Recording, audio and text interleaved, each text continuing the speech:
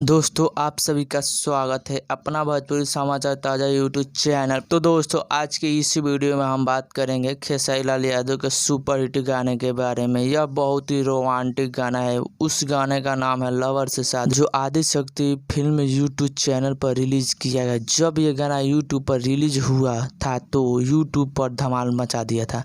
तो दोस्तों आज के इस वीडियो में हम बताने वाले हैं लवर से शादी गाना कब आ रहा है। तो दोस्तों इस वीडियो में बने रहिए वीडियो के अंत तक। इसके पहले आप अगर मेरे चैनल पर नए आए हो तो कृपया मेरे चैनल को सब्सक्राइब कर दीजिए। तो चलिए दोस्तों इस गाने का वीडियो कब आएगा आप लोगों से बता दे। तो लवर से शादी सॉन्ग जब ये यूट्यूब पर आया था तो धमाल मचा दिया था और इस गाने को आदिशक्ति फिल्म चैनल से रिलीज किया गया था, जो अब तक 35 मिलियन क्रॉस कर चुका है। लवर से शादी गाना का ऑडियो गाना इतना चल चुका है तो हमें उम्मीद है कि इस गाने का वीडियो यूट्यूब पर आते ही धमाल मचा देगा।